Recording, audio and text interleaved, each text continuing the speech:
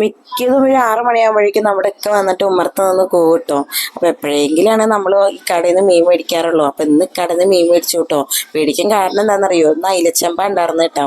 അയിലച്ചമ്പ ഉണ്ടെങ്കിൽ പ്രത്യേകിച്ച് ഉമ്മർത്ത് നിന്ന് ഒരു കൂകലധികം കൂട്ടോ. അപ്പോൾ നമുക്കറിയാം ഇന്ന് അയിലച്ചമ്പ ഉണ്ടാവും എന്നുള്ളത് കേട്ടോ. കാരണം എനിക്ക് മീനിൽ ഏറ്റവും ഫേവറേറ്റ് ആയ മീൻ അയിലച്ചമ്പാണ്. അപ്പം ഞാൻ ഇക്കാനോട് എപ്പോഴും പറയും, ഇക്ക അയിലച്ചമ്പ ഉള്ള ദിവസം ഒന്ന് പറയണം കേട്ടോ എന്ന് ഞാൻ എപ്പോഴും പറയാറുണ്ട് കേട്ടോ. കാരണം മീനിൽ എനിക്ക് ഫ്രൈ ചെയ്താലും അതെ കറി വെച്ചാലും എനിക്ക് ഏറ്റവും ഇഷ്ടം മടുപ്പും തോന്നാത്ത ഒരേ ഒരു മീൻ വെച്ചാൽ അതെൻ്റെ അയിലച്ചമ്പാനാട്ടോ. അപ്പം ഞാൻ ഇക്കാനോട് പറഞ്ഞ കാര്യം തോന്നുന്നു, ഒക്കെ ഒന്ന് 1-2 പ്രാവശ്യം എക്സ്ട്രാ പോയിട്ടോ പുറത്ത് നിന്നിട്ട്. അപ്പം ഞാൻ വാതിലൊക്കെ തുറന്ന് വീണ്ടും വന്നിട്ട് മീനൊക്കെ നോക്കിയപ്പോൾ അയിലച്ചമ്പ. അപ്പം ഒന്നും നോക്കിയില്ല, കുറച്ച് മേടിച്ച് പകുതി ഫ്രിഡ്ജിലും വെച്ച് ബാക്കി എടുത്ത് സാധാ മസാല പുരട്ടും പോലെ മസാലയും പുരട്ടി കഴുകി ക്ലീൻ ചെയ്തെടുത്തിട്ട് മസാല പുരട്ടി എടുത്തു കേട്ടോ. എന്നിട്ട് ഞാൻ രാവിലെ തന്നെ ഒക്കെ ഫ്രൈ ചെയ്ത് വെക്കാനോ, ഉച്ചയ്ക്ക് പിന്നെ വന്നിട്ട് ഫ്രൈ ചെയ്യാനോ ഒക്കെ മടിയായിരിക്കും. അപ്പം ഇത് ഫ്രൈ ചെയ്ത് കുറച്ചേരം ഇരുന്ന് കഴിഞ്ഞാൽ പിന്നെ എടുത്ത് കഴിക്കുമ്പോൾ ഭയങ്കര ടേസ്റ്റ് ആയിരിക്കില്ലേ.